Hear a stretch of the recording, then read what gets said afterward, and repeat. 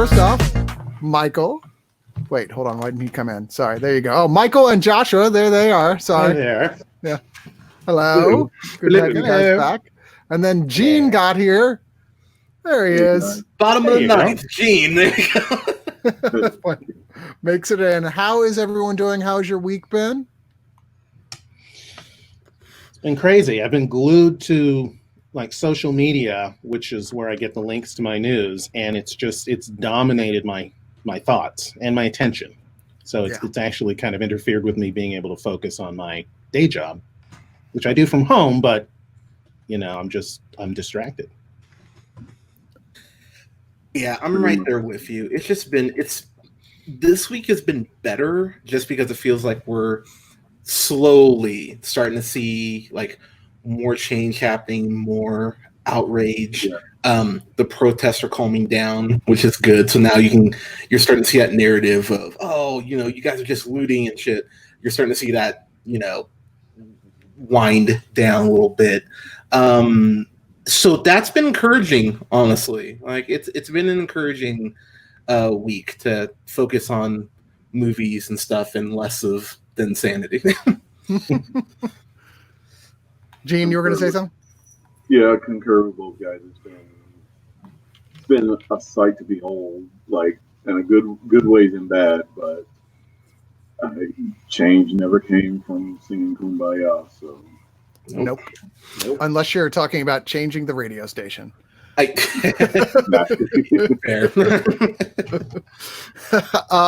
So we decided this week we were going to bring back in the team from last week because I thought y'all were great. By the way, your co-host from your wrestling show is watching. Hi, Gene. Oh my God! Can we just talk about black wrestlers? Junkyard Dog. There's one. I would. You guys do whatever you want to do. I don't know. I have nothing to add to that discussion. I think maybe I watched a sci-fi movie once that had a wrestler in it. So, wait, there's one in Spider-Man. That's right. There you go. Randy Savage. There you go. Yeah.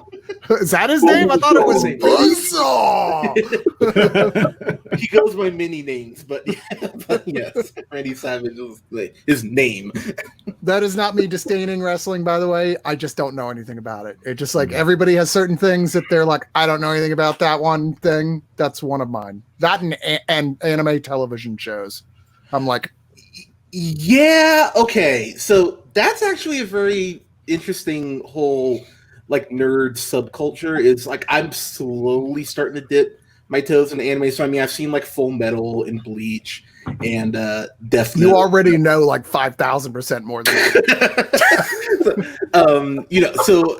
Powerpuff Girls being like a remake of an anime that was really, like that's a whole thing too. But the latest anime I saw that I really dug was Sailor Moon Crystal. That was a couple years ago. I remember actually going, this is actually way better than it has any right to be. Because I used to watch Sailor Moon because it came on before Garfield and Friends when I was a kid. Like that. Like it was that show I had to watch to get to Garfield. And I was like, oh, okay. At some point, it ended up being surprisingly good. The talking cat helped a lot. But that's how they get you. So was that talking cat?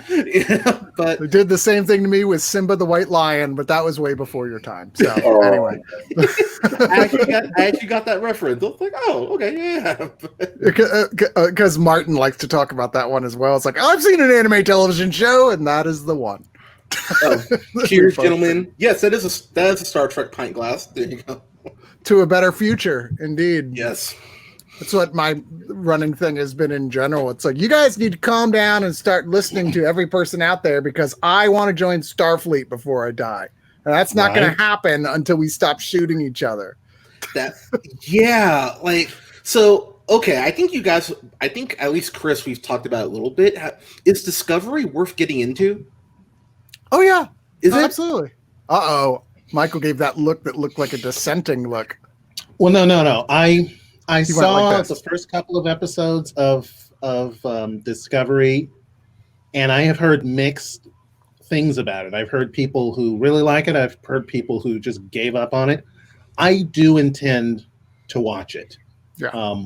One of the reasons is because my understanding is that some of the things in Picard are sort of part of the same continuity. They're trying to stitch the different Star Treks together. Yeah. And I've had a couple of story arcs in Discovery leaked to me. Well, I'll just say it, there's a Mirror Universe story arc that's in there somewhere. Yeah. And I find the Mirror Universe fascinating. I mean, It's a you crap have to sack universe, but if you we do live in Star a Trek crap-sack now. universe. Yeah, we do. Mm-hmm. If you do Star Trek now, you have to at some point involve the Yeah. mirror universe because everyone loves the fucking dark universe. But don't you want there to be one where, like, because it's a mirror universe, right? It's like a parallel universe, so it's like presumably there's more than just one. So I'd love to see one where they're the darker timeline, where the mirror universe, like, everything's working out great, and they're like, "Damn, dude, what happened? Romulus blew up. That is fucked up." Or I'm sorry, Vulcan. Forgot which timeline I was in. Romulus blew up too.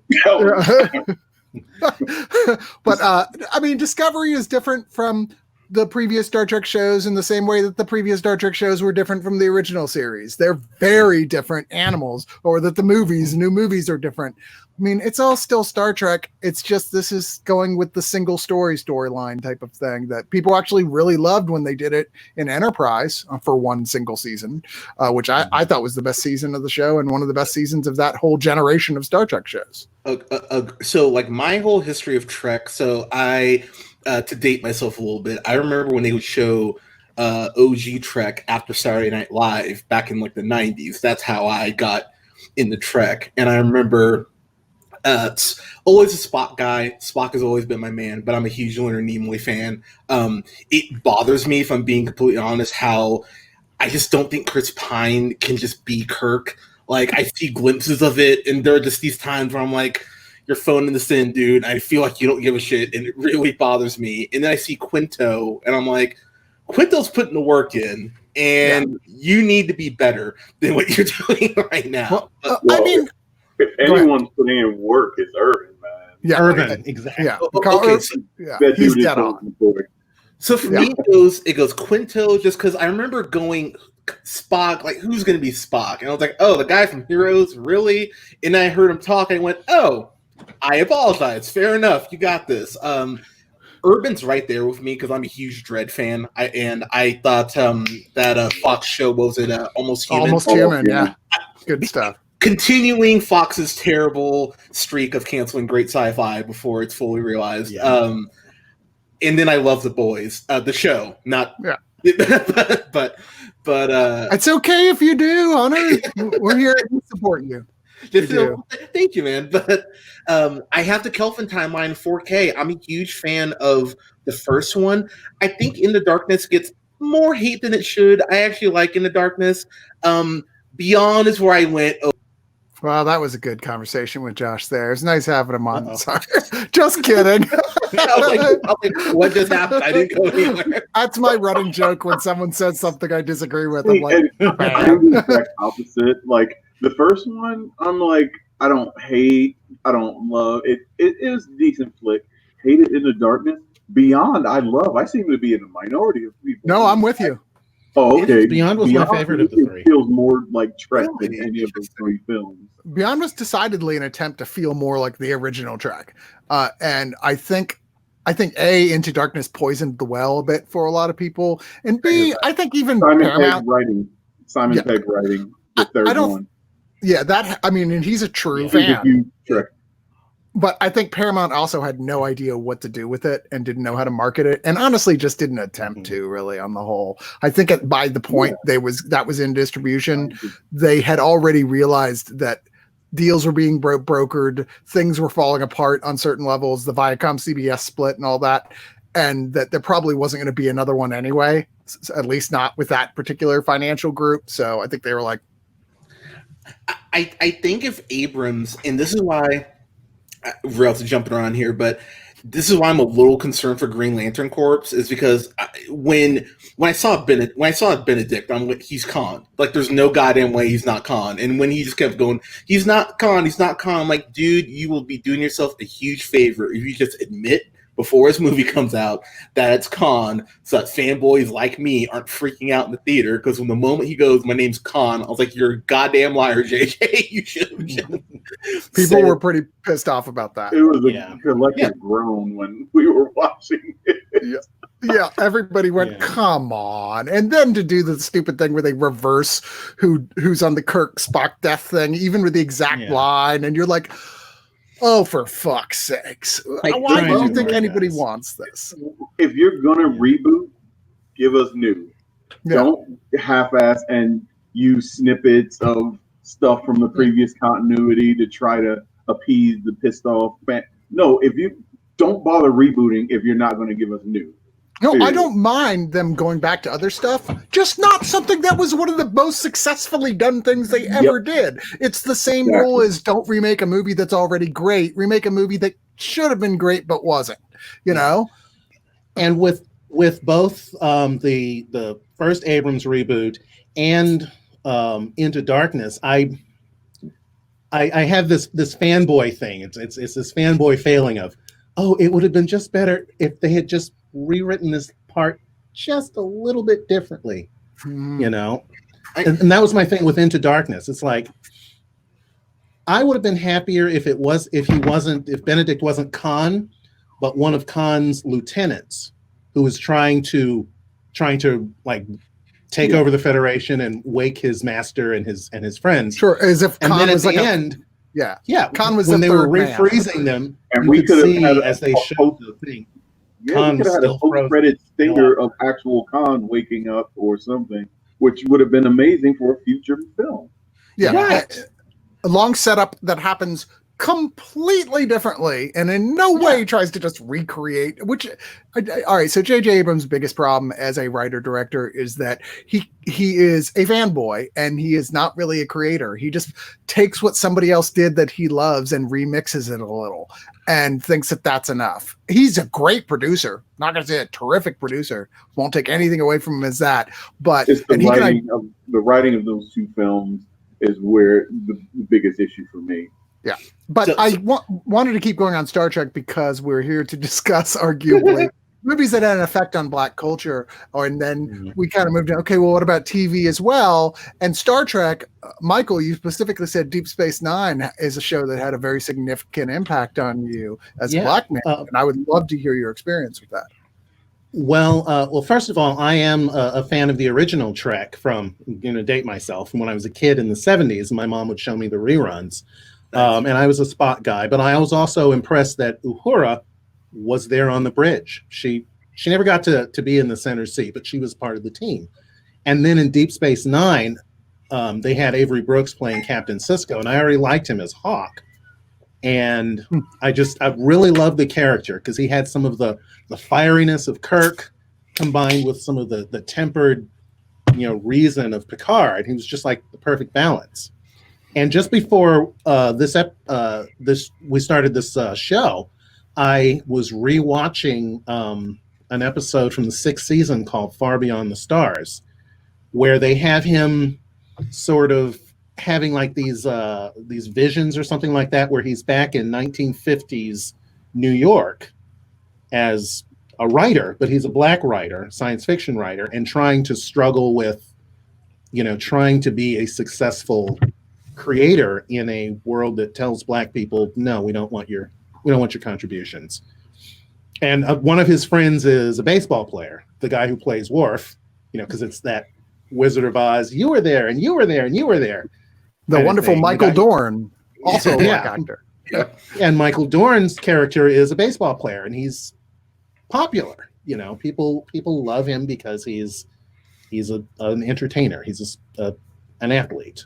Right. Although even that character mentions, because they ask him, why are you still living, uptown in Harlem? And it's like, well, they can barely stand me playing on the baseball field for them. They're not going to let me live near them. Yeah. That episode is one of the, I'd say, arguably top 5 Star Trek episodes, period. I agree with that. Of any Star Trek. Yeah. You can even pull that one out and watch it on its own without being very familiar with Deep Space Nine and watch it stand as a standalone. And I think it would work great. Deep Space Nine, as hard as it was to get into at first, ended up being one of the best Trek shows and having definitely some of the best standalone episodes of any of the shows. I would argue, I think it's the best. Like, it's not my favorite crew is Next Generation, but as far as quality of writing, acting, I think Deep Space Nine takes it far. Once Worf joins the It's crew, my favorite. I think it goes up like 30 notches almost immediately. He was that missing element that show the whole time before he's there. You're like, I like this show, but it's missing something, and it was Worf. Mm-hmm. For me, it's going to be Next Gen all day. Not just because of my childhood crush on Troy, who to this day just if I ever meet her, I'll bow at her feet. But seeing, but she's aged well.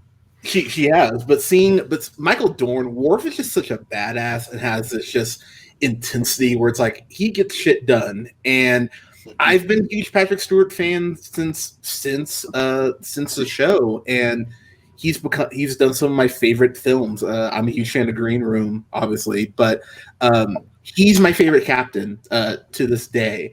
And you look at LeVar Burton.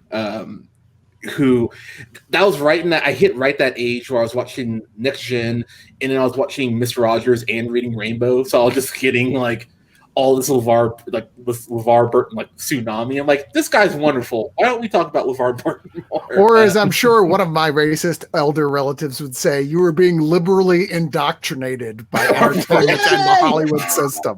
Right. See, I was completely a Geordie the Forge dude. Like he broke every stereotype of the black character on a show, and it was much needed. What was it, 1987, 88? We still had a plethora of annoying stereotypes on many television shows, and he was a refreshing break from that.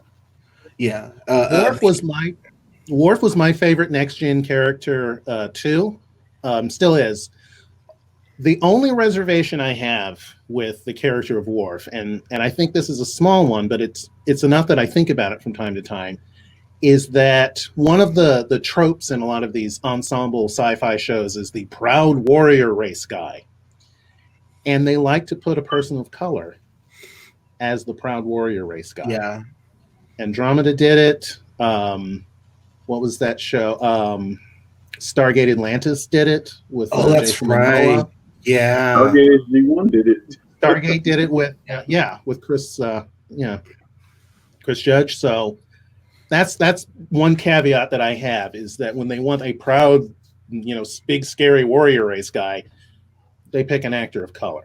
I mean, at the very least, in Next Generation, the guy who's might be arguably the smartest person of the entire crew is also an African American, Jordy. That is nice. True. Yes. Yeah, but so I mean, you think about something like to jump back real quick to reading Rainbow. That was really important for like the few black kids that were in Pismo Beach, California that I would talk to. That was always one of those shows like, oh wow, you see someone of color reading to you, and then at the end of the show they'd go, hey, if you like this book, then you might enjoy A, B, C, D. So that gave you an excuse to go to the bookstore, to go to the library the next day and go, oh, I need like that show. I know a lot of people want to talk about Mr. Rogers' Neighborhood, and I'm a huge fan of Mr. Rogers' Neighborhood. Don't misunderstand. Sure. But I think Reading Rainbow almost gets a little underappreciated because of Mr. Rogers' Neighborhood. Like, people need to kind of put some respect on Reading Rainbow too. Plus the fact LeVar Burton's reading online for free. I'm like, that's just great. Like, it was only after my time is the only reason for me why Mr. Rogers was a bigger thing. There was no Reading Rainbow when I was a kid. The first time I saw LeVar was when Roots came on, because everybody watched Roots when that came out initially, Yeah. But and I am actually, because Chris and I are the same age, and I do kind of envy you that a little bit, Hunter. Being a nerdy black kid who read an awful lot, it would have been nice to have had a show that was a black person. Hey, reading is great. Let me show you, Well, it's funny because I've gotten to that point now in my nerddom. I mean, where I envy people who are my sister's age, who are like 23, because now they have this. I mean, so I've talked about the importance of Black Panther. You think about something like that. Chris and I talked about off mic. You could get what? Batman, Superman, probably X-Men, and then everything else kind of just filtered down from there in comic shops back in the 90s and everything. Now you can get fucking everything. Like I was able to get a Blue Beetle T-shirt. I was like, I couldn't have gotten this 10 years ago. Like, but the fact that people know who John Constantine is, like your average comic book reader, is like, oh yeah, I love John Constantine. I don't even know what world are we living in. I agree. I agree. As far as 1990s, pretty much no conversation could go down without it being Spider-Man, X-Men, Batman. And if you were like me, I was like a huge Iron Man and Avengers fan in the 80s and 90s. I was pretty much speaking to myself off in the corner somewhere. Yeah, or Batman, Superman with DC, maybe a little bit of some of the other characters, but come on, let's face it, not even close to as much. oh no. Wonder Woman had a very brief period of popularity when they had the live action television show, but it so faintly resembled the actual comic book, you know. Still very fond memories of her twirling around in the magical her transformation sequence. Oh, absolutely. But I mean, like comics is such a business now. Like it's no longer like that, you know, that nerd.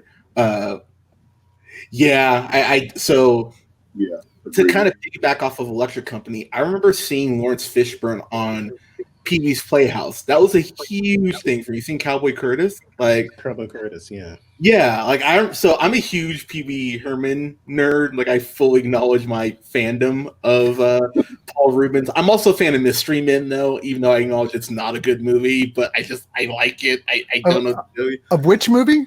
Mystery Men. Mystery Men. Okay. Yes. Yeah, because Paul Rubens is fun. Yeah, it's fun. It's nothing. Not a great movie. No, not a great movie, but it's fun. But I remember always watching Pee-wee's Playhouse and seeing Cowboy Curtis, and it's funny how I think being a person of color, you pick out these random shows where you see someone, you go like, oh, I'm gonna kind of bookmark them for stuff later on. Because I was just showing my girlfriend last night the John Wick movies, which we're getting into now, which thank God. And when Lawrence Fishburne pops up in the second one, it's like, yes, Lawrence Fishburne, hell yeah! Like, I haven't seen the second one. I'm looking forward to this now. Oh, I'm a huge mark for those John Wick movies. Those movies are just that still also just led immediately to my theory I even had in the first one. I was like, dude, this is what happened. He didn't die.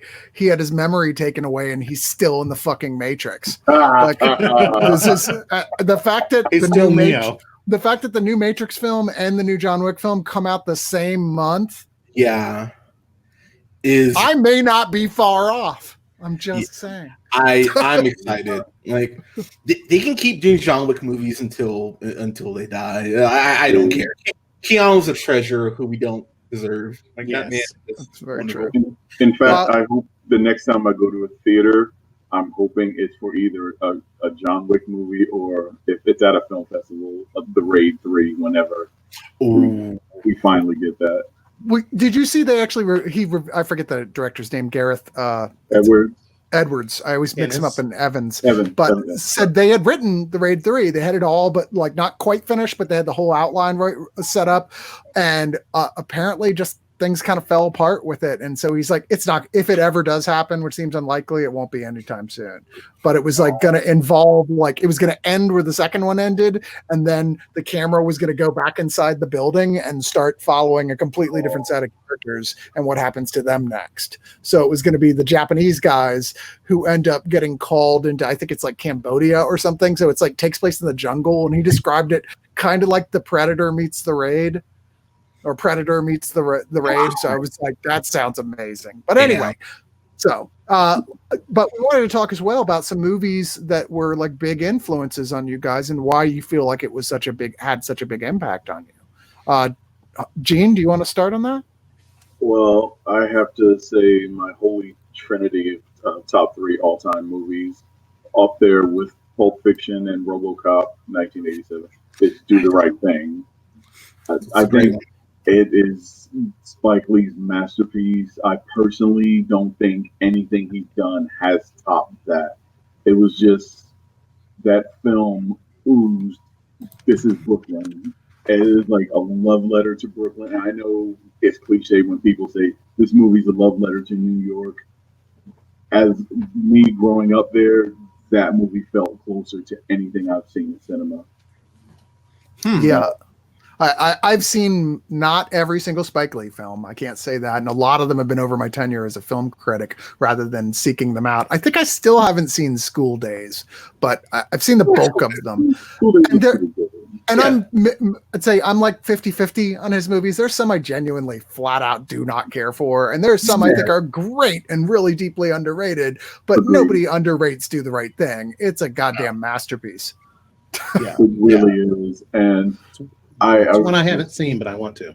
Really? I would be glad to loan you my copy of it. I would be happy to. It's a great movie. I very much want to. It's such a beautifully shot film. It's the score is amazing. There's not one bad thing about that. It's almost the perfect movie as far as I'm concerned. And I was just talking with one of my best friends in New York about this about a week ago. The one scene where everyone pretty much like loses it and doesn't bite their tongue anymore, where you have like everyone just bombards the screen with racial epithets. Like it was like kind of like a metaphor for Brooklyn in 1989 about to explode. That scene felt like last week here in 2020. Yeah. How things just come full circle. So just to pull out a couple of things that people have been commenting on. Maciek from Poland says that Wonder Woman was going to be a black in a movie they were developing in the 90s, but it didn't happen. I didn't know that. I'm interested now to look into that. That's crazy. Huh. Thank you, Maciek. I've never even knew that. He says, I like Mystery Men. It's more clever than it has a right to be. And Frank counters with, not even I like that movie. So here's the thing about Mystery Men, and I think this is where my prejudice will come out a little bit. I'm a huge fan of pretty much everyone in that movie except Ben Stiller.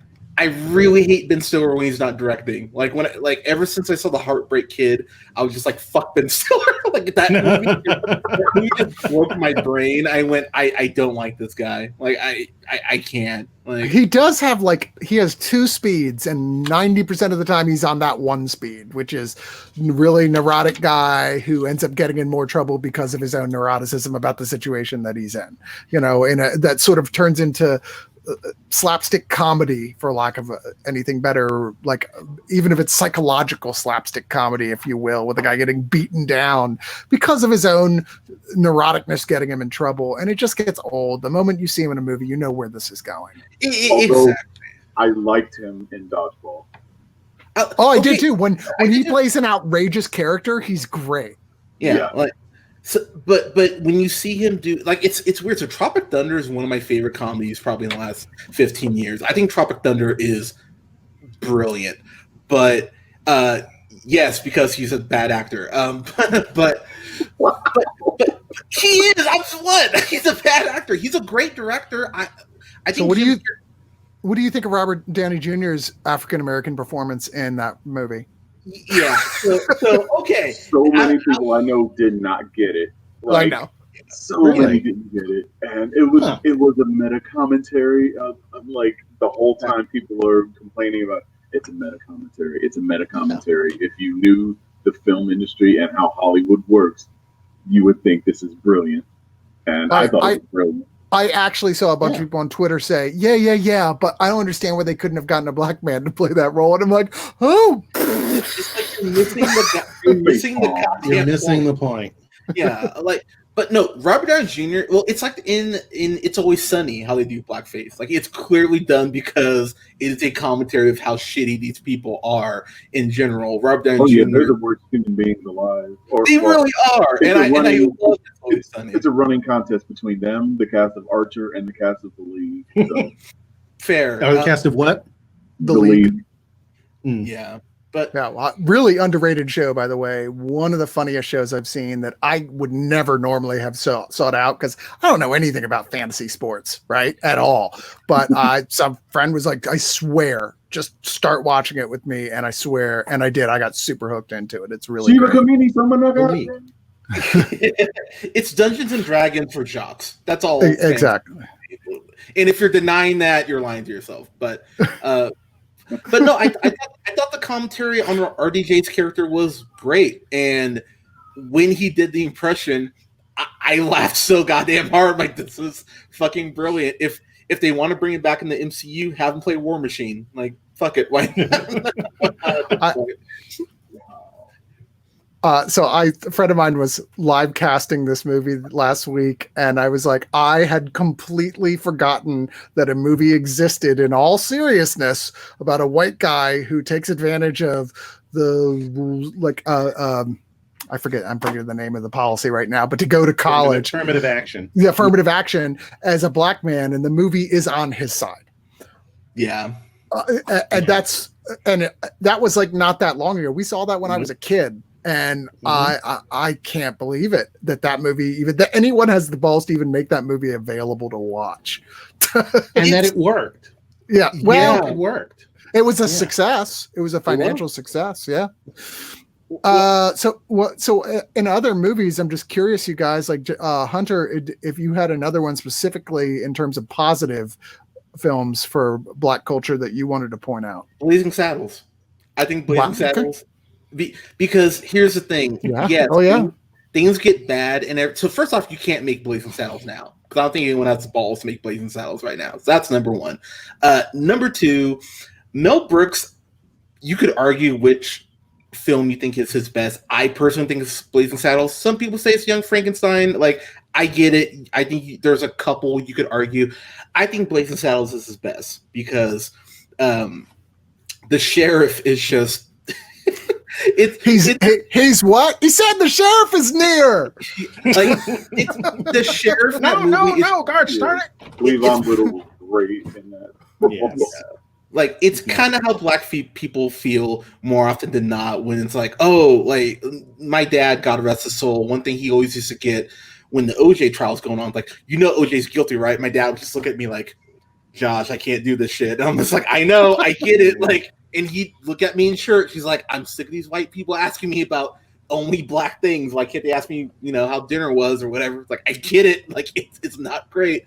But Blazing Saddles is such a beautiful representation. He should have made it where, I don't know, I was watching 90210. Yeah. Or listen to NPR a lot like we were at the time. But Blazing Saddles, it's oh, Michael, please. There's a Blazing Saddles. Okay. Oh, let me make it comfortable. We had at the Alamo Draft House had a quote along for Blazing Saddles, and so Harmony and I and a bunch of our friends went to it. It's Blazing Saddles on the big screen. And we were standing in line, and Harmony looked around and she said, Michael, I think you're the only Black person here. And I looked up and down the line. I was like, oh my God, you're right. So the first thing I did was I was like, I should like point this out to everybody. And they're like, I dare you. So I went up to the front, and before anyone else ever showed up, and said, for tonight's showing of Blazing Saddles, I am the only Black person in this theater. And everybody cheered. And I went, now where the white women at? Then the MC came on later, and he was like, okay, so here's how a quote-a-thon works. You're gonna quote along with the movie. Yes, this movie has the N-word. Yes, you do have to say it. And then I stood up in the middle of his routine and I said, I give you all permission this one time. And his eyes got big and he's like, dude, are you the only Black person here? Man, I'm so glad you're here. Otherwise, this would turn into a hate rally. Yeah. And he said, I've got a special instruction for you. When everyone says the N-word, I want you to shout out, fuck you, honky. And I did.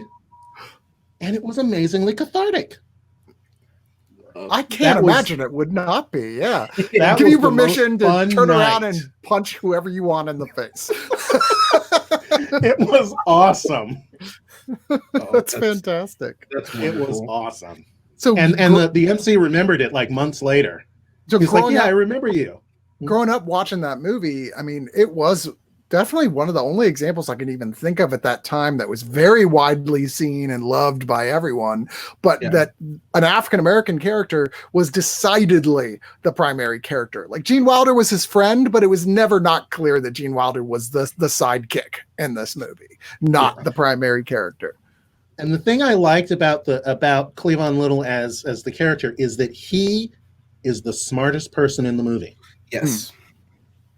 It's almost kind of like a Roadrunner Brer Rabbit kind of thing. He's just he is just the smartest guy around, and that carries him through because he's dealing with idiots and he knows it. It's true. Everyone else is on is somewhere on the Venn diagram between him and Mongo, who is just pawn in Great Game of Life.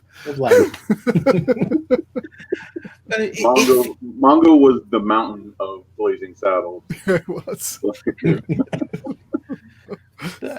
I mean, it feels like that sometimes. I mean, you have those moments where you go like, it's like, all right, time to pawn the black hat and just try to get through the situation, But the movie, and I think that's something that people need to remember. It's okay. Like, yes, people are different, but it's okay to point that shit out. It's okay to laugh at it, Like it doesn't, like, the differences don't have to be a bad thing, Context is everything. Yeah.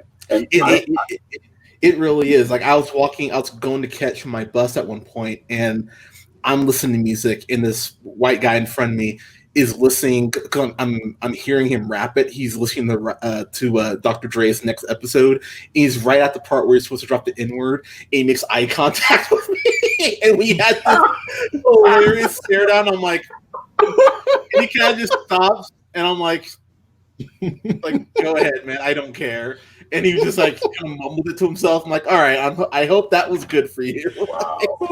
I've gotten to a point when I go back and listen to some classic hip hop that I don't even like using the word myself. So if I see anyone using it, white or black, I'm just gonna go. It depends on the context. That's just me, but to each their own.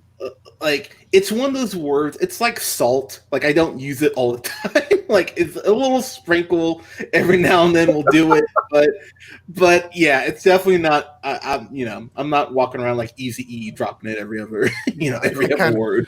As grown up in a very white liberal environment, like, it makes me very uncomfortable to hear it as a white guilty liberal. Like, oh, you can't.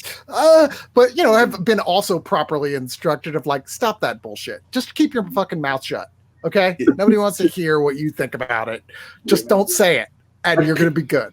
like penguins in Madagascar, Chris, just smile and wave. Like, oh, it's exactly. So cool. There's another movie that I would love to bring up that, to me, I know people don't think of it as a beautiful movie. Coming to America. Oh, hell yeah. That movie is deceptively subversive. Mm-hmm. If you really, really pay close attention and read between the lines of some of the commentary, like even little things like the Soul Glow commercials, like, it's such a meta commentary on America in 1970s, 80s. I love the hell out of that. I would go so far to say I think it's the best romantic comedy ever made.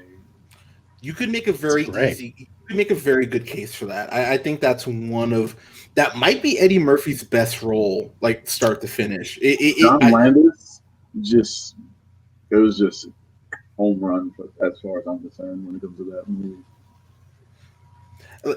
I remember that movie came at the tail end of Murphy being watchable in films to me, and it's still an all-time classic. I mean, I'd say absolutely great movie.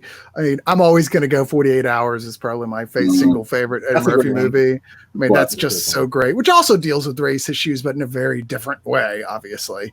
But Coming to America, it makes me wonder, because that's what they're making right now is a sequel to Coming to America for Eddie Murphy, to like his big comeback vehicle. And I'm thinking, man, you just know that they were trying to toe the line in that thing more, and then all this happened, and now they're like, I think we need to reshoot like half this movie. I'm concerned as hell for that, because the same guy who did #BlackAF, which, if you haven't listened to the One of Us review, you should. He's the writer on it, and that show, I'd burn it with fire if I got a chance to. I can't stand that show. It's trying too hard to be Curb Your Enthusiasm. Exactly what I said on the review. So I'm very concerned that he's writing the script for Coming to America. I didn't know it was him. I thought they got like the majority of the Didn't they get the majority of the production from people from the first one? I think so. I don't care if the script's bad; it doesn't matter. So But at the same time, if the script's good, then you don't know. The guy could do good. Isn't he one of the main writers though on Blackish that people love? He is, and I look. I dig Blackish quite a bit. I think Anthony Anderson is a very underrated talent. Actually, I mean, Kangaroo Jack aside, but I think he's a very talented actor. But again, I have to judge someone on their latest thing, and the latest thing that the brother did is Black AF, and it's not good. It's dumb AF. So I think the issue Kenya Barris, a lot of people think he's a one-trick pony. He tells that same type of story in everything he's written, and this was kind of like tipping point. Yeah. He also casts very light-skinned women of color, which brings up the very uncomfortable. Which brings up a very uncomfortable. Like Chris, we've talked about off mic how any dark-skinned person at Tyler Perry movie is basically tying a woman to the railroad tracks. It's like that's the only thing they're doing. Yeah. So then that raises the question of, what sort of racist tendencies do you have that you're not comfortable casting a woman of darker skin, in your shit? Like it raises that question. And if I ever met him, I'd be like, look, dude, let's call it what it is. Like, you don't do this. Why is that? You have the ability to cast a multitude of people, and you focus on this one sect that you will not cast. I think. Well, he's used the excuse of this is my family, and I use what I know as far as right. Well, be more creative. Yeah. So you don't know any dark skinned like black women? Then that leads to another question of why don't you like? And if that's your family, talk to other people who might have a different family makeup. You can talk to me. I mean, just be honest. All across the color range in my family. Yeah. Just be honest, dude. You just wanted to have a show where you get to kiss Rosita Jones, and I get it. I 100% get it. Okay, it's really fucking creepy, but I get it.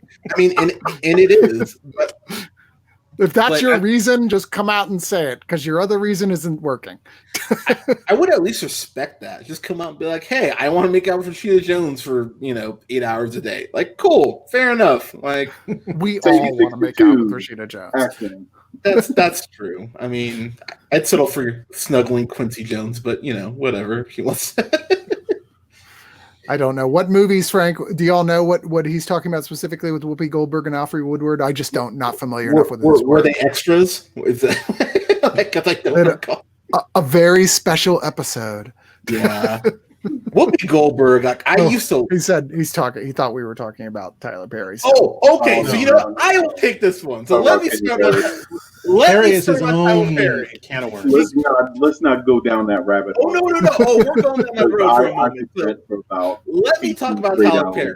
So, one thing that Black people love to do, and I get it, we love to elevate people that are being successful. And despite my feelings on Tyler Perry, he is successful. My question is, at what cost is he successful? Exactly. Because I'll fully admit, I used to see his movies, and it was around Medea Goes to Jail. It was that movie in particular that it felt like the spell broke. I'm sitting there watching this going, okay, he's defending this woman who's a prostitute, but it happens to be his college friend, and she went down this dark path. And I'm sitting there in the theater going, okay, what's the most obvious, not clever writing decision you can make? So I'm like, she got raped in college, and it was like 100 for 1,000. That's exactly what happened. And of course, through the power of Jesus, he goes ahead and they find forgiveness and they end up together. And I remember going, oh, so dark-skinned Black people can't find happiness unless it's through extreme tragedy. And that's a very terrible message. And at the end of the day, morality is tied to Jesus in his films. And I think that in itself is a really terrible message, that saying that religion is tied to morality. It's not, kids, by the way. And the more that his films continue to progress, I mean, I think we talked about it here last week. Tyler Perry's done 20 or so films. And outside of For Colored Girls, which is by far his best directed one, he just finds he can insert Jesus phrasing in just the most random ass ways. It's like, oh, I need to get a bottle of water. Oh, like holy water, Jesus. And you're like, God has no fucking reason to be in this, and you're inserting it. And the last Netflix movie he just did, I can't remember what it's called. It had Felicia Rashad in it, but Tyler Perry just has this very niche audience, and he doesn't care about actually continuing to evolve as a filmmaker. And as a person of color, having people go, "Oh, you must be so proud of him." I'm like, he's not related to me. It's not Tyler Hunter. Fuck Tyler Perry. I can't stand him. I think he sucks. And I saw the pattern after 3 films. I was done. Yeah. Now that you've mentioned he's done 20, I saw the pattern. I saw a very, very unsavory pattern, especially with the handling of dark-skinned black people in his movies. I want nothing to do with it.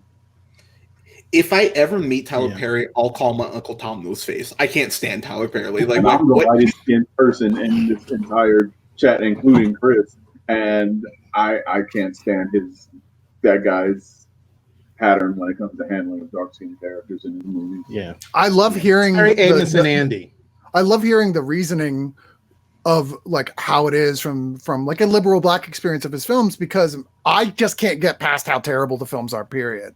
Like I'm watching it, I'm like, this is so badly written. It's so like at points really badly acted. He certainly has gotten some talent, because for the longest time, Hollywood just wasn't people weren't paying for African-American written and directed films.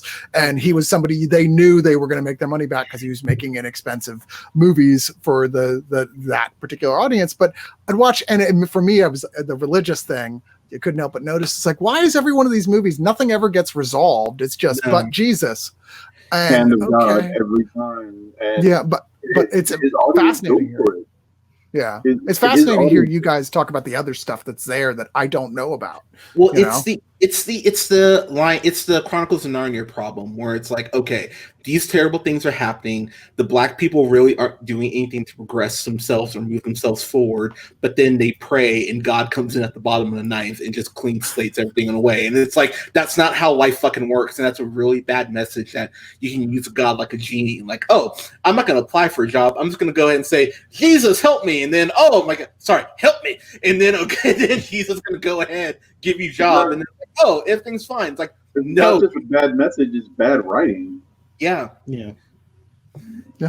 So moving on, let's talk about another movie that may be either on the good or bad side. Well, let's say the bad side, because I've been seeing a lot of people bring this up on Facebook right now, because there are several really good movies on social media or being presented for free, like Just Mercy and Selma, and A Blind Spotting is another really great one. You could talk discussing the experience, and yet the most watched one is The Help.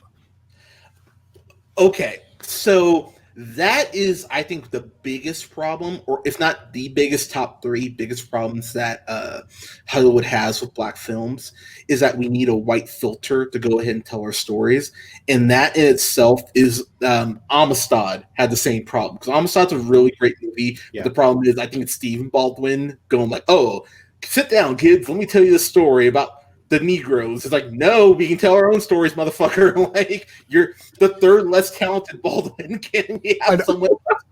I was laughing with someone online earlier today going, Hollywood's first movie about what's going on right now will be about Mitt Romney's heroic decision to go march at the protests today. White Savior, the movie. Yeah. Again. I completely agree with what Hunter said. But I had so many other issues with.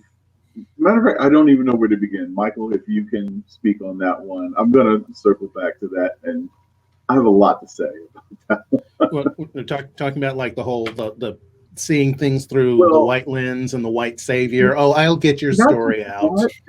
I have an issue with like Hollywood in general, like.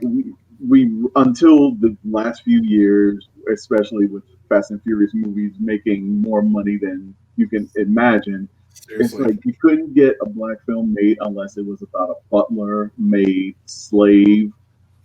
magical Negro, or a criminal, or an athlete. Those 6 things, and it's like that's it. And The Help was just par for the course. And I watched it. I can't say it was a bad movie, but I just can't get past it. I'm tired of them. I'm so tired of those films. I enjoyed The Help, but it's not something that I think about. It's not something that left an impact on me, you know. Hidden Figures made more of an impact on me than The Help. I really like that movie. Yeah, I think I felt the same way about The Help. You like, it's nothing about this film except for what is happening there, which is dull and so typical of Hollywood, is bad per se. It's a well-made movie. Green Book, same thing, where I'm like, this is a really well-made movie that makes some unfortunate, like, very colorblind decisions in the way it's being told. But the problem is that there are these much better movies out there to watch. Like Just Mercy, I thought was terrific, and nobody's watching it. You can see it for free. It's available for free right now. Yeah. What service is it on? It's any VOD service that offers, like Amazon Prime. It's totally like, no need to pay for something. It's just on there for free.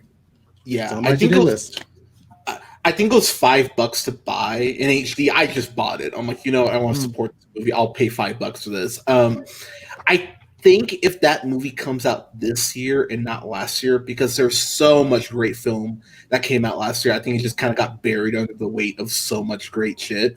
So if it comes out this year, I think it's getting an insane amount of Oscar buzz. I think Michael B. Jordan, to kind of segue, as far as Black folks definitely always talk about, we have Denzel, we have Morgan Freeman, Angela Bassett, people like that.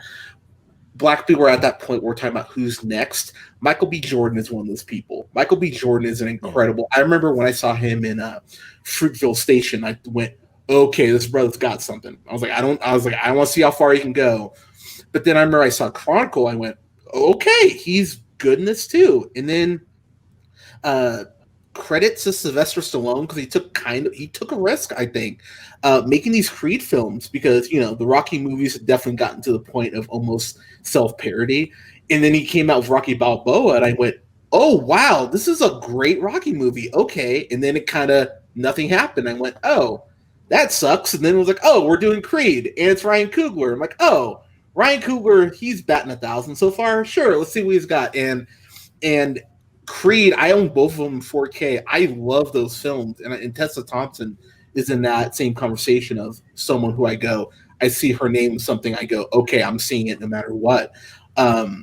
Michael B. Jordan, he's a really special actor. I really hope he continues to just to expand, to go ahead and expand his repertoire.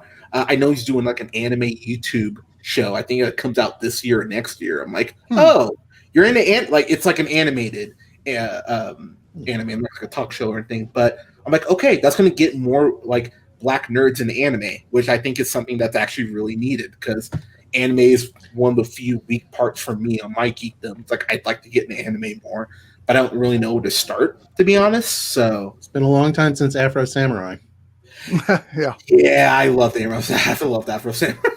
I was a huge fan of that show. But Frank points out Hidden Figures is still so amazing. It really was. I love that. And as someone who's like a big science nerd, that was a huge deal for me too. Going like, oh wow, this is so cool. Showing like both giving me that little liberal high for both for African Americans and for women that I love to feel as a guilty white liberal American. So it's like it's my fuel now. I feel. No, I'm kidding. But also science. True. A great coming of age movie. Dope. Yes. Dope is I still haven't watched that yet. I hear it's great. great. I haven't seen it either. It has become the coming of age movie of about the last 5 years. I highly recommend it. It could have, I don't want to say it's the new Friday, because it's a little more serious in tone, but I implore you to check it out at some point. It's on Netflix. It was 2015 that came out, and I kept hearing everybody talk about it for that year, and I kept going, when are we going to get to see it? And then everything he's made, I love. Yeah. Rick Famuyiwa. If I'm not mistaken, he also directed Brown Sugar, which is I did. like my Great. favorite. Like, it's Coming to America is my favorite romantic comedy. As far as romance movies, I'm not big on, but that is at the top of the heap for me. He did Talk to Me as well, which came out in 2007. Our Family Wedding, Confirmation with Kerry Washington playing Anita Hill, which was actually really, really good on He was HBO. supposed to direct The Flash at one point. He was indeed. Yeah. That I movie that was reading somewhere that basically his thing is, why do we have to be that much different than the TV show? I guess he wanted to take it in a more lighthearted pace and tone, and I guess the executives didn't want that. The Flash, the movie. Yeah. The movie. Yeah, the one that would have tied into Justice League and all that. Yeah, that may or may not still happen. Yeah, the Flash. What, 8 directors now? At least it seems like it's turning into DC's version of that Gambit movie. You know, at this point, it's like, oh, we're gonna make it. It's like, are you though? Like, I don't think you're going to. I'm a huge fan of the Flash character itself. I think the show's had some. When the show's great, it's great. When it's bad, it's like shaking your TV, frustrating. It's like, stop making this so difficult. If Ezra Miller is as terrible as that video makes him look, because that video does not make him look great, I put Wally West in for the Flash and have him lead your cinematic universe moving forward. I think Cyborg, especially what they're doing with him in the comics right now, I'm a huge fan of Cyborg. Like I was always a fan of his because of Teen Titans. And I started reading him about 5 years ago, and having him be the leader of the Justice League, and just seeing his leadership, I'm like, okay, like I actually like what DC's doing with Cyborg. I hope they can kind of keep that up.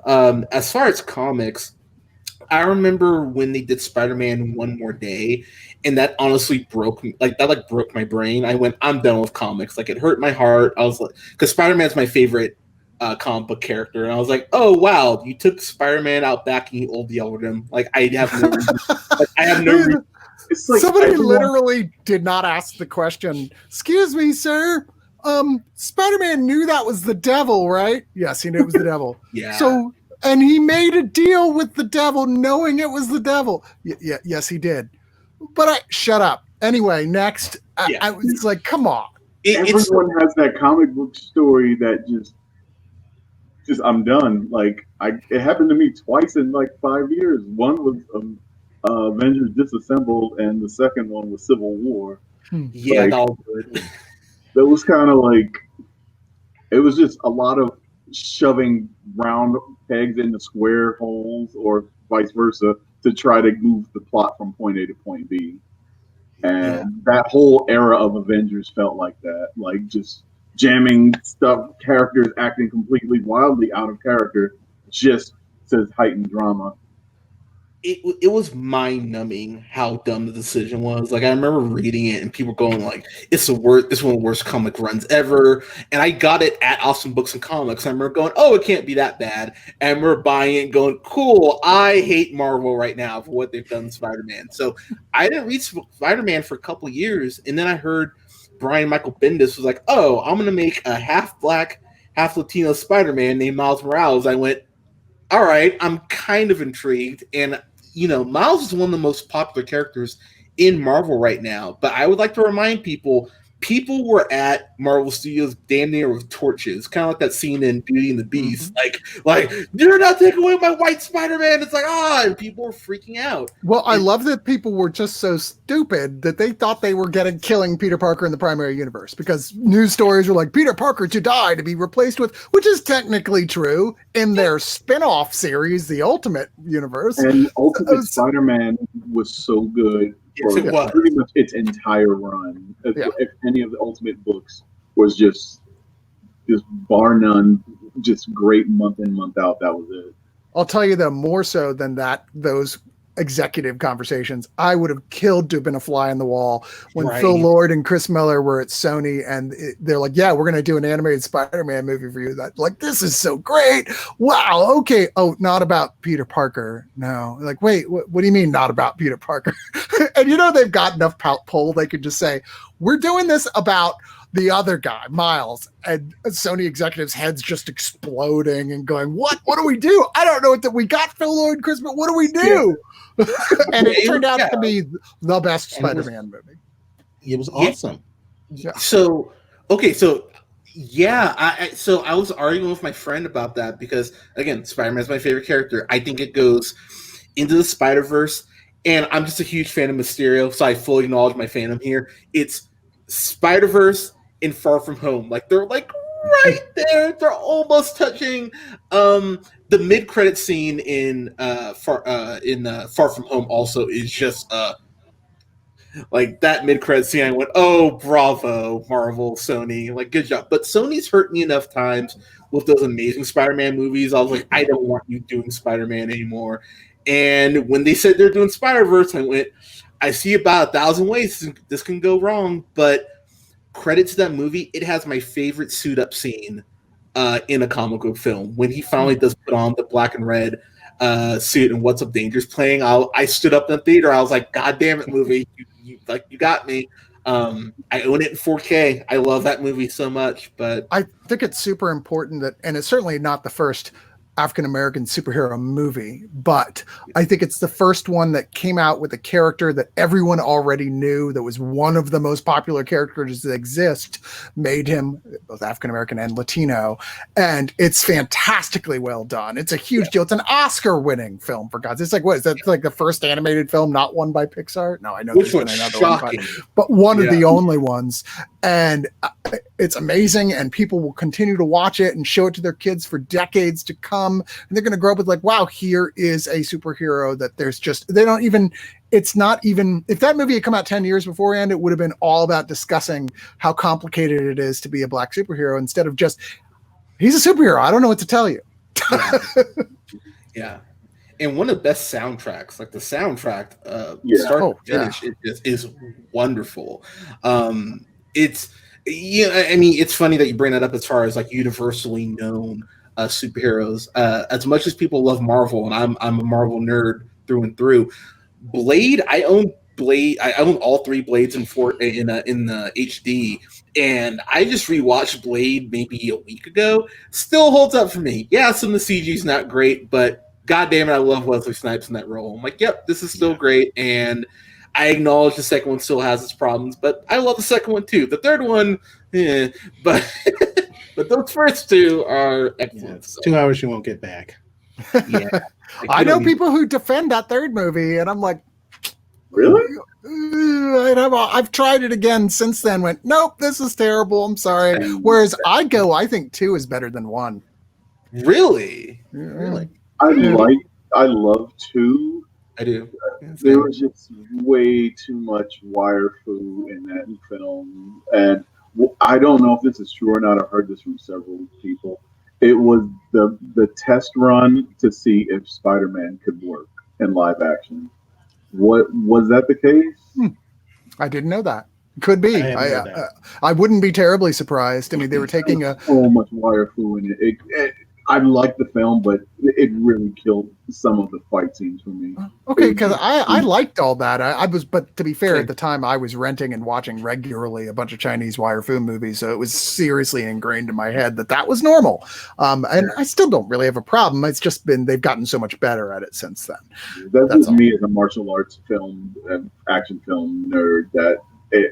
I think I reached tipping point around 01, 02 when it comes to those type of films.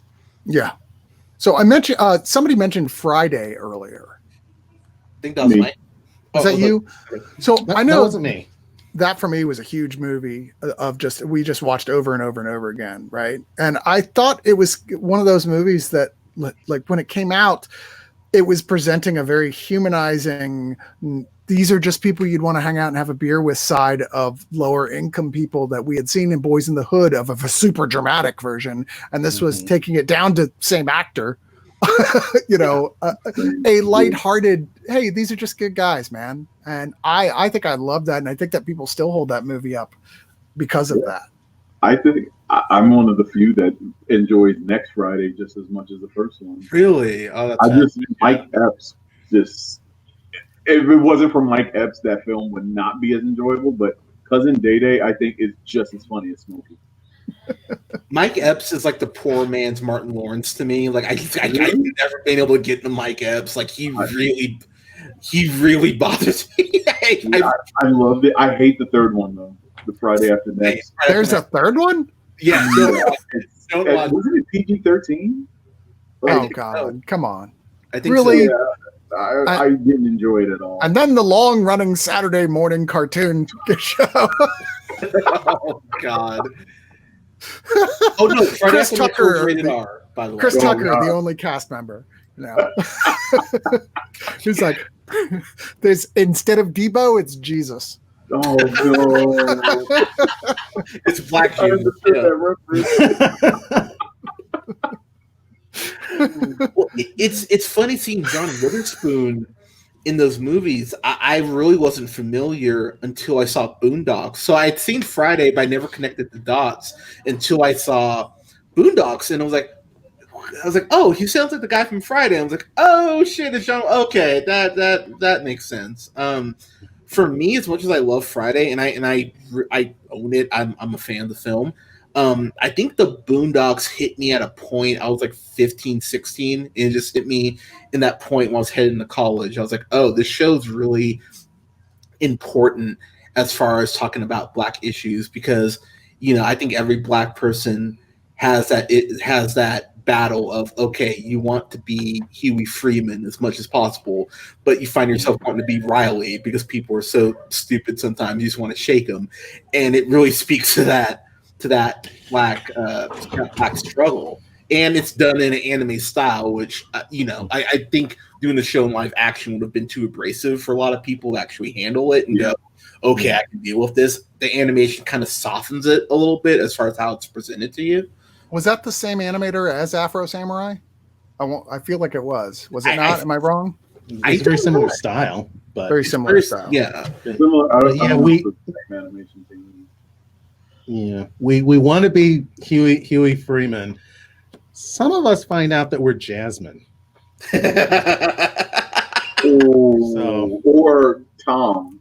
Yeah. Or Tom. Yeah, that's a mood too. Yeah. Like, well, as someone who has a white girlfriend, I've definitely had to be Tom out in public a couple times where I'm like, stop staring at me. I really want to be Riley right now, but there's cops around, can't do that. So but it really is one of the shows, like the first episode, the garden party episode, where Huey goes up in front of all those white people and goes like, Ronald Reagan was the devil, the government lied about 9/11, and all the white people are like, oh, he speaks so well, and they clap. I'm like, he's so well spoken. He's so well spoken. Which is the most backhanded compliment you can give a person of color. Like, yeah. That's, you might as well go up and touch their hair. It's like, don't do that shit. If you can avoid it, like, please don't. But Hunter, it's okay because you're not like most Black people. Yeah, you're one of the good ones. Oh, that's another one. Yeah, you're one of the good ones speech. That is always So let me ask you, as someone who I'm obviously about to turn has never one of the had bad ones on you. someone who's obviously never had anyone come up and give that speech to me for obvious reasons. People really actually have done that to you guys like multiple times. That's insane to me that people. You don't hear it so much anymore, but yeah. The hair thing, it usually happens to women a lot more than men. And it does happen a lot of Black women, and I've seen it occur on 2 different occasions, and it's just the temerity to act. Oh, wow. Yeah, it's. I haven't seen it recently. I hope no one is that dumb in 2020, but I'm probably wrong. You see who our president is, right? People are still pretty dumb. Yeah, people are dumb. Don't worry, they won't surprise you. But I mean, I had that happen at a college party one day. So I had a girl at a college party say, "You're the nicest black guy I ever talked to." I went, "Oh, why is that?" And she was like, "Oh, because you're not calling me like baby or sweetie or any of that." And I remember going, "Oh man, that's a bummer to hear." I was like, that hurts my heart a little bit. And You're like, I'm sorry, honey, you had to deal with that. Yeah, right. But I was like, wow, me at 18, and I think that's where a lot of people really do kind of fall into that void almost, where 18, 19, you start seeing the stuff more, and you have to find a way to compartmentalize it and make it not piss you off so much every single time it happens. It's like, oh, this isn't great, but I have to find a way to just not freak out in public about this. Or you could be like me and just don't compartmentalize it and just like, no, don't do that. Don't be the asshole. Don't be me. Who will call out that racist shit as soon as I see it. Yeah, I have to think about whether or not I really want to have this conversation right now. Same. Sometimes it's yes, but sometimes it's like I'm not ready to have this conversation right now. Is there something like a entertainment, like a movie or television show moment you can think of that illustrates this in a way that you feel people should see to help them understand? I mean, sorry, maybe I should have prepped y'all for this one ahead of time, because you're like, God damn it, Chris, you just like drop a stunner like that. Like, oh, sorry, think of every movie you've ever seen. Now, what was it? I mean, I'll say Black Panther. The whole concept of Black Panther for me, because it's, like in the mid-credit scene, if you've seen it, they have that one white guy, I think from the UK, who's ambassador. He goes, with all due respect, what could the country of Wakanda, aka people like you, possibly give the rest of the world? And it's like, there's so much more in that sentence that people don't want to take the sentence to just dive a little bit deeper into it, because it is, when Stan Lee, you can look up interviews about it, where he talked about how, people of color and the whole concept of Wakanda being hidden and being like, oh, we're just farmers, we don't have anything, don't look over here. That concept is so real world, and how, people were uncomfortable by it. And it really makes a lot of sense when you just take the half step back and go, oh, it's just a nation of farmers. What could they possibly have here? And they have the most, advanced technology in Marvel, and it really speaks to how we feel like we're seen a lot of the time. And just that simple concept, that's why I've really encouraged all my friends to watch Black Panther. It's like, even if you don't like the superhero genre, which, but if you don't even like the superhero genre, you can take at least that part away from it without even diving to all the ways it plays tribute to, like Black history and all that, the costumes and everything. But that core concept alone for Black Panther makes him one of my favorite heroes to this day, just off of that alone. It reminds me of when I saw it in the theater, because we were seeing scenes in Wakanda, and we're seeing their technology and just how wonderful and awesome they were. And then we switched to the part where they broke into the museum, and goes from Wakanda and says, London, England, and with that switch from Wakanda to London, England, and I sort of leaned over to this person, just a random stranger in the theater, he's a white guy, and I said, the savage world, and he was like, yeah, it's kind of flip, isn't it? And I was like, yeah. I think, speaking of superheroes, mine would definitely be the very first episode of Black Lightning. Like, the scene with the cops pull him and his daughters over. Jefferson Pierce is the most eloquent, always wearing nice suits, drives a suburb wagon. It's like a soccer mobile, and he had this. When he was pulled over, he said, "This is the fourth time past 6 months." That right there, it was like the first 15 minutes of the episode, and this guy honestly could fry the cops right where he stands, but he has to sit there and endure it every time, embarrassing him in front of his daughters, in front of people, random passersby, and the fact that he has to hold that anger in him every single time. And I'm like, I empathize with Jefferson Pierce. We all do.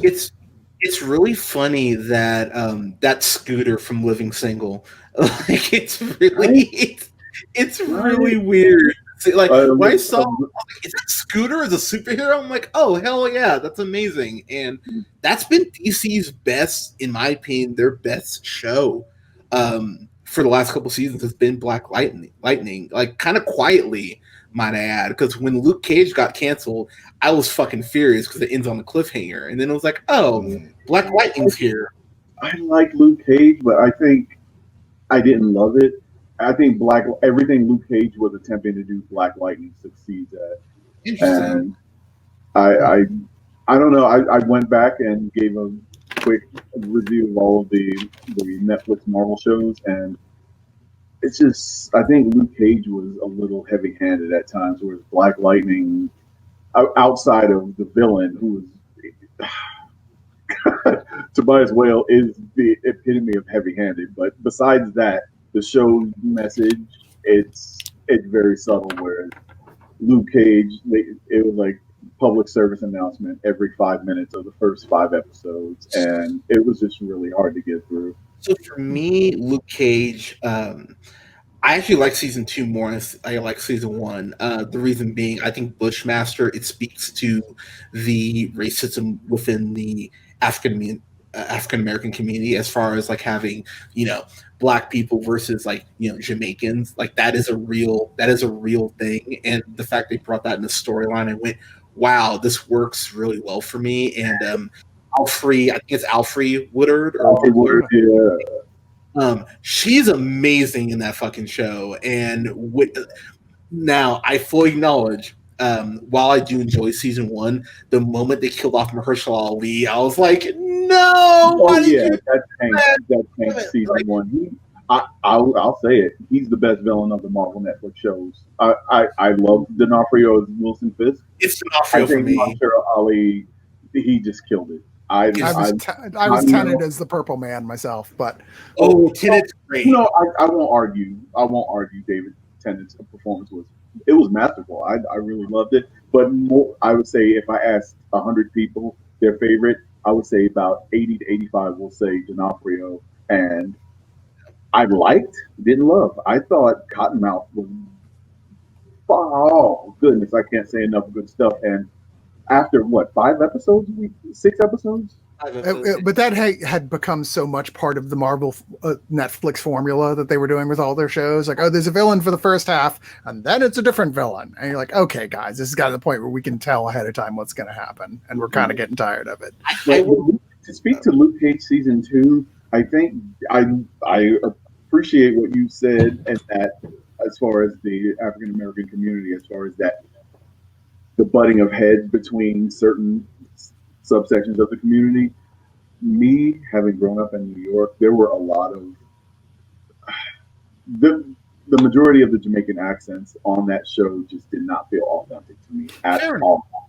Okay, so for me, I will say that conflict was more than enough for me. It was similar also in BVS, and not BVS, in Justice League, where you get a peak of the Superman that you've wanted the whole fucking time. That's how I felt when Iron Fist popped up. I was like, why weren't you doing this for the whole first fucking season? Why did I have to sit through? Oh yeah, okay. Like, why did I have to sit through shitty Arrow? Because that's all Iron Fist season 1 is. It's a rehash of Arrow, and not even with the good climax at Arrow. Dude, that season is even worse than the worst Arrow season, and that is incredible to say. That's it really is. But I remember when Danny Rand shows up, I went, "Oh, I'm getting Heroes for Hire," and then Netflix is like, "No, you're not." It's like, damn it! Like, only so much of that could be blamed on production. I'm sorry, but Finn Jones did not get into fight shape for that show. As far as when I'm watching a fight scene that's 3 minutes long and there are 131 camera cuts, you didn't. That's covering up. You didn't learn how to fight. Yeah, you could make me look like I was kicking someone's ass with that many cuts. And the only thing I've successfully beat up was a pillow. So. And if anything, Iron Fist, the one thing you have to get right is the fight scene. Is the fighting, yeah. So you have that one scene in Luke Cage. Like I said, it's one of my favorite things personally that Marvel's done. The scene where he's walking through the hallway and bullets ricocheting off him. I think it's PLO style. That's that's playing. They use a lot of Wu-Tang, and as everyone knows, they're nothing to fuck with. But I love that soundtrack so much for Luke Cage in the way that it really does incorporate the importance of jazz in the Black community. That's something that's not talked about enough. I went, okay, like they really did their homework as far as like trying to incorporate as much Black culture. Even having Dapper Dan show up, I was like, what? I was like, okay, this is like you're kind of doing deep cuts, but I appreciate that. It's frustrating. My biggest complaint about Luke Cage is that there's this point where Night Nurse Rosario Dawson, he punches a wall right by her, and it comes across like right in the line of domestic violence, and I'm just like, and it was so unnecessary. And I remember like thinking, come on, show, like you didn't have to have that in there. Like it was like half the people working on that show knew exactly the right thing to do to make this work, and the other half had no fucking clue how to make it work. And it was constantly this push me, pull you. I'll say about Black Lightning, and honestly, by the time the second season came out, I was already starting to fade out on CW shows altogether. Like, I don't know if I can keep watching these fucking shows, but I did really like the fact that as opposed to Luke Cage, that show knew exactly what it was about. And everybody appears like it was on the same, like they're on the same page there. And the fact that it's about this guy who is a very well-to-do African-American member of the community who still is constantly harassed by a corrupt police force, but it's about him learning the best way to do things to move forward. I can't wait to see what the season's going to look like that's written after what's going on right now, because it's kind of like, okay, isn't this the season where he says, no, fuck that?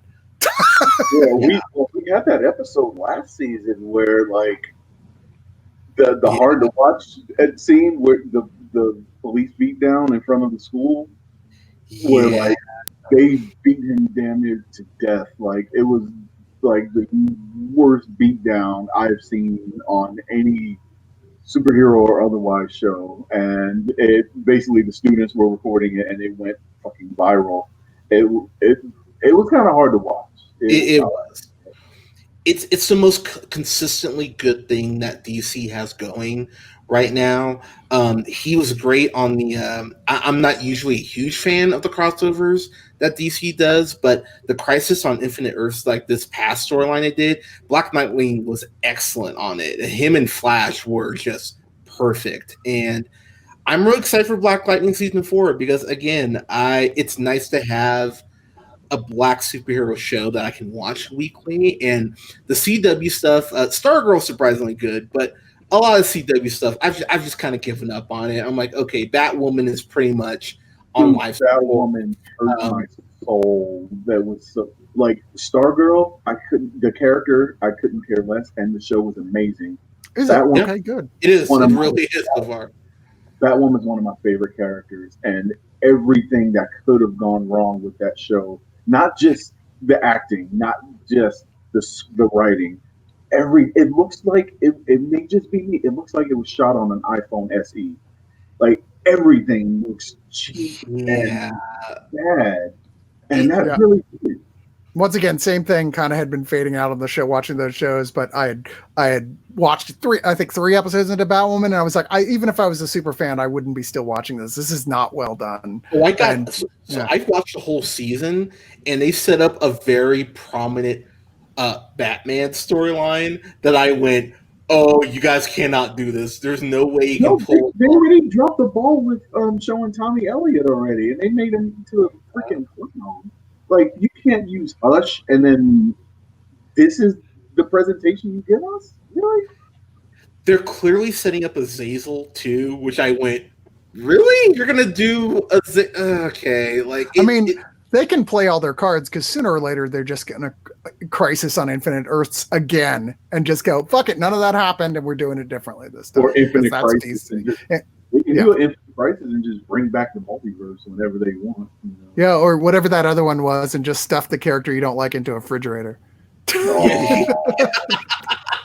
I mean, at this point, I think that's what. So Batwoman, like, what's frustrating about that, and I'll just say this, like, as a person of color, you want to see everyone represented because you understand how important it is for your representation. So you want to see your gay friends have their characters. You want to have, like when they had Iceman come out in the comics a couple years ago, and people, I remember some friends I talked to were like, that seems really forced. I'm like, you clearly haven't read X-Men enough to know that this is actually a pretty logical reasoning for Iceman being the way he is, and you need to be quiet. I think the way it was done was a lot of point of contention. How Jean Grey just read his mind. She picked it out and just aired it out publicly. Like, you are a complete asshole. Yeah, and no. So the way it was done I think, really rubbed fans the wrong way. Some are just like homophobic, and there's no reasoning with them. But I think for me, it was how he was outed, and it just made Jean Grey look completely horrible for it. I agree, because it really should have been his choice. Like, it's very much the gay witch hunt episode of The Office, where it's like, all right, Oscar, tell her when you're gay. It's like, that's not how it works. Like, he should be able to say what he wants. And I agree with you, Gene. The way that Jean Grey did it was like, come on now, like, really, that's how you're gonna out him? But he owned it though, and it wasn't like his response wasn't awkward. Thankfully, the way it was done was awkward, and I didn't love that. But again, it's a very powerful X-Men character, which that is something I will say. Like, I love the fact that X-Men, hopefully the new movies adopt this, because I'd like to see someone besides Wolverine starring in an X-Men movie. The roster is made to be switched out. Like, it's like your wrestling figures you have or whatever. Like, oh, this one's not fighting this one. Well, Marvel figured it out with the Avengers. So yeah, exactly.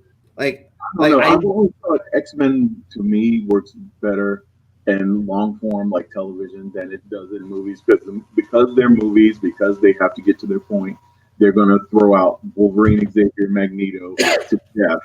We're never going to see any appreciable characterization for Cyclops, for Nightcrawler, for Storm, for any of those other characters.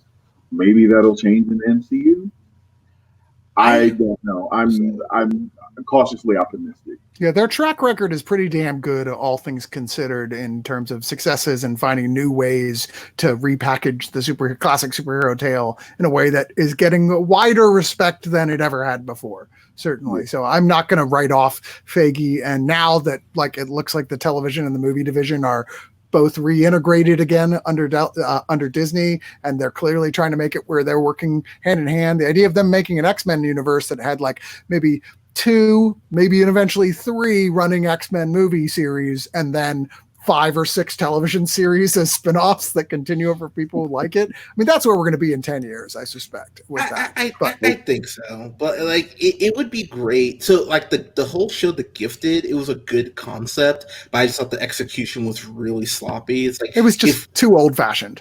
Yeah, but if we could get, I think, an X-Men show, because I'm a huge fan of Legion. I thought Legion worked so incredibly well, way better than had any right to. And okay, CJ, I'm happy you brought that up. So that is my biggest complaint about the X-Men films, is that they have not been able to get Storm or Cyclops right, and it bugs the shit out of me, because Storm is such an amazing character. She's in that upper tier as far as mutants in general, and I just want them to get an actress who can actually do her justice, and to give her a script that would do her justice, because they have not gotten Storm even close to right yet. I know people love Halle Berry because, oh, she showed her boobs and swordfish. They're definitely focusing very hard on that being a thing, because I guarantee you they are hyper aware the fact that the Black Panther Storm romance was a huge thing in the comic books, and now that they have her and Black Panther was such a huge hit, the idea you could do this story about these two characters on equal footing with deep amount of respect for each other, who are both immensely powerful in their own ways,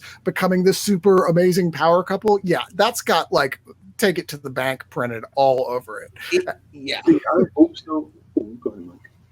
Oh, I was going to say, doesn't Storm become the leader of the X-Men for a while? Oh, many times. See, my issue is more so comic-wise than anything. X-Men, I've always had a hard time with the metaphor of X-Men when the only people of color who ever get to sit at the big kids table for any appreciable amount of time are Storm and Bishop.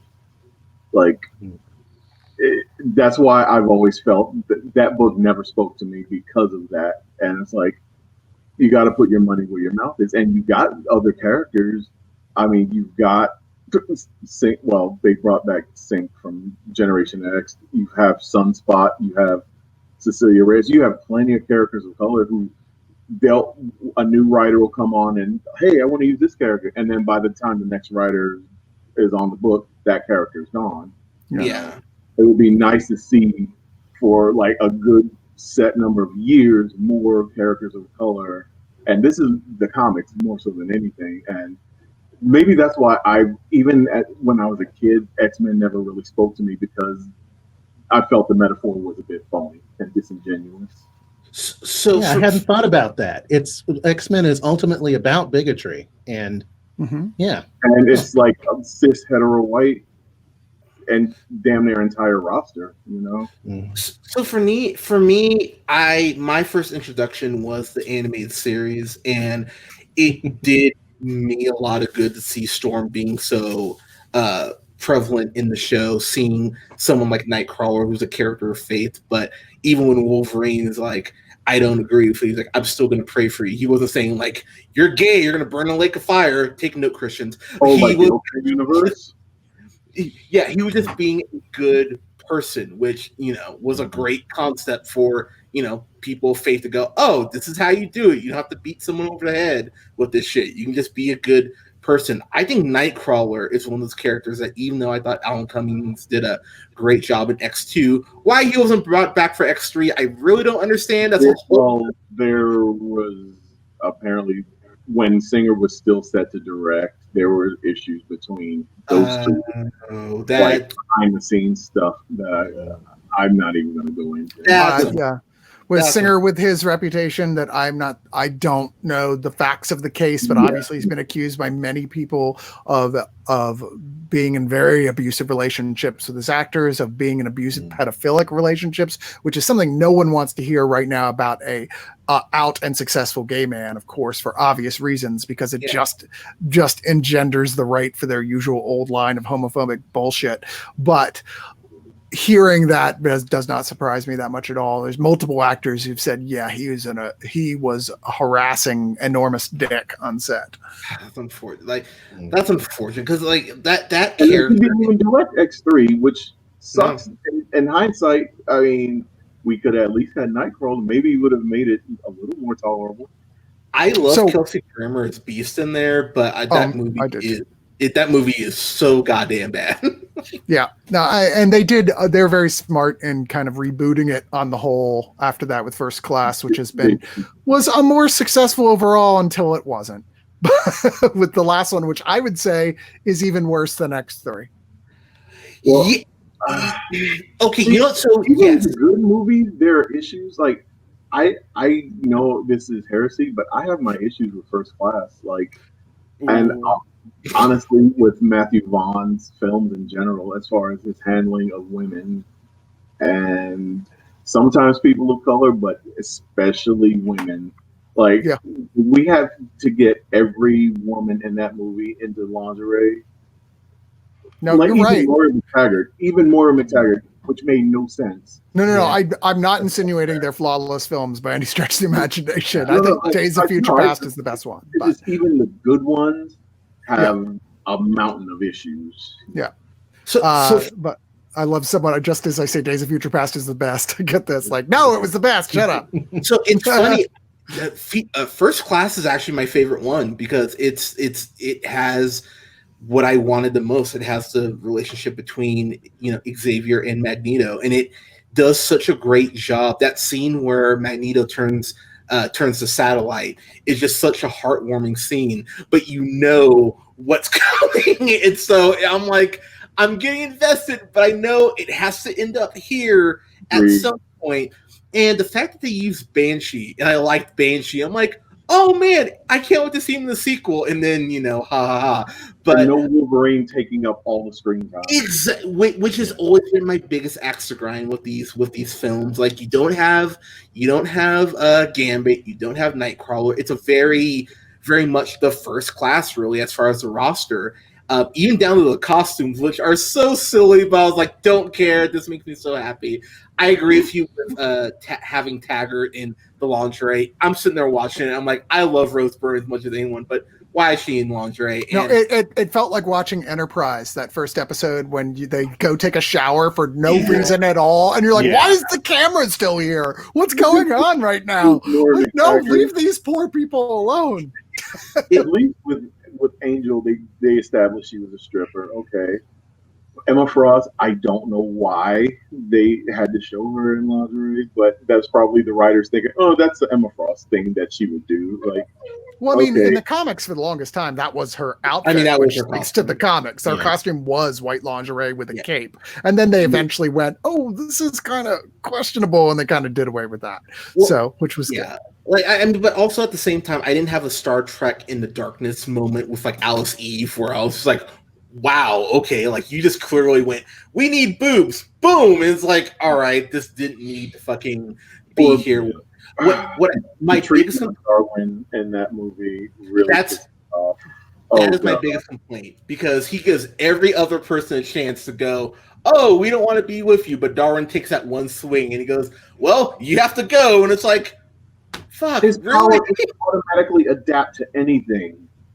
That should not have killed him.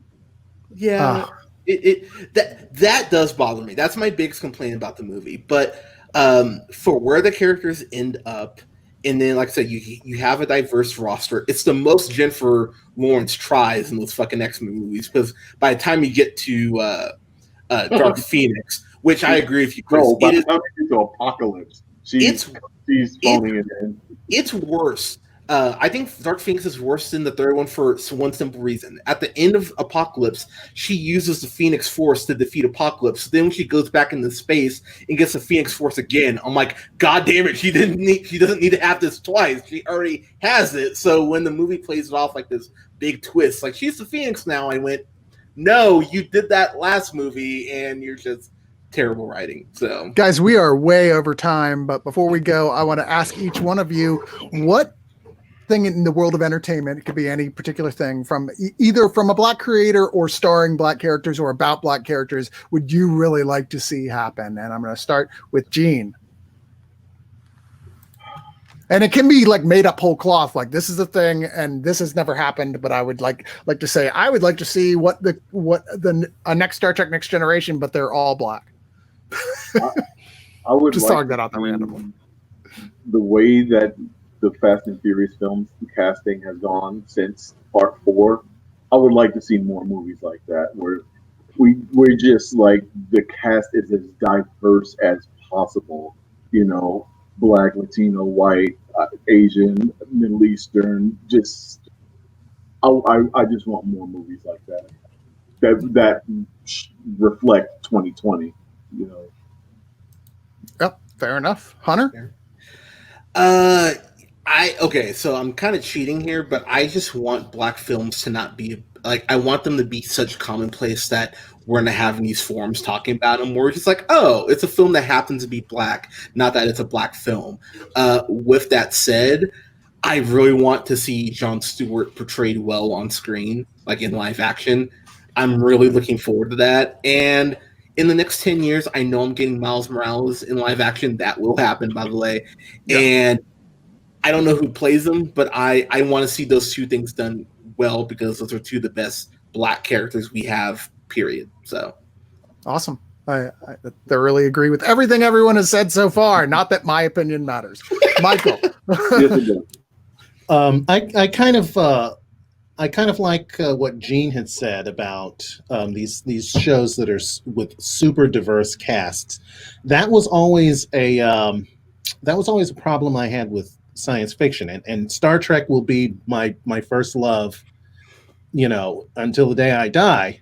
But a show that represents a cross section of humanity on this ship is really super European. there should at least be a lot more Asian folks. Mm-hmm. And in Picard, we're sort of starting to get some of that. Yes. But I would like, a show where, 80% of the cast aren't, European Americans in particular. Right. Yeah. A lot of people have pointed that out about Star Trek for a while, obviously, even though it was the full points groundbreaking for the things it did choose to do with inclusion. But yeah, it kind of like, there's like, yeah, Roddenberry did that. What are you guys doing for a long time? And even now you're like, come on, I know you're trying. You have the first openly gay character. Good for you. You're way late for television for that. But you can't evolve without Star Wars. Way more LGBTQ representation. Yes. Yes, we do. Like ages ago. Across the board, there should be considerably more. Yeah. And have it be normalized. It's not that's the big thing about them. It's like, oh yeah, this is this guy and that's his husband. All right, it's gone. It should be like they're gay and no one ever brings it up in any sort of way that calls attention to it. I think actually the one thing I'll say for sure about the CW shows that are so great, they have so made it is normal for interracial dating. It is normal for different sort of genders and sexualities to the point that they don't have to have a very special episode about it. It's just normal. There's a very fine line, I think, for some of these shows between fetishizing it and like celebrating it. So I just watched Justice League Dark Apocalypse, which if you haven't seen is fucking excellent. And they have a joke with Constantine. And I went, that's really clever. And they focus on it for about 10 seconds and they move on. I went, oh wow, I didn't know Constantine fucked that character. That's really hilarious and amazing. And that one moment was the high point of that entire thing for me because I did not care for that movie at all. I did not. I have the same boat. Like the New 52 era of animated films just didn't do it for me. But we are going to move out and continue on our show. Ben points out on Twitch he had earlier a monkey emote that he had on his comment. I'll put that on again there. See, a little monkey emote there. He just added emotes recently, which we just recently qualified for from people watching. The more subscribers we get, more cool little bonus stuff we get. And if you get that and you subscribe to one of us on Twitch, which also helps us as well with just our numbers there and getting more stuff, then you get the monkey emote among others that are on there. Everybody loves Monkey. Oh, he's adorable. Even though he's kicked out of the room, I don't know if y'all could hear him screaming earlier. God, I can hear your voice. Let me in. I just want to love you. Which is literally what he was. I can speak monkey, and that's what he was saying. All right, so we are going to fade out. Thank you, Michael. Thank you very much. Thank you, Gene, so much. Thank you, Hunter, so much. I look forward to seeing all of you again in person, hopefully before too much longer, in the hopes that this COVID situation goes downhill goes down in terms of infections, not downhill. We don't want that. But it would be lovely to hang out with all you guys again, especially while the weather is still nice. And I hope you have a lovely 3-hour rest of your weekend. Oh God, that much left. Damn. Well, this was worth it. Thank you so much for having us on. Thank you guys. Thanks a lot. Y'all are the best. And good night, everybody.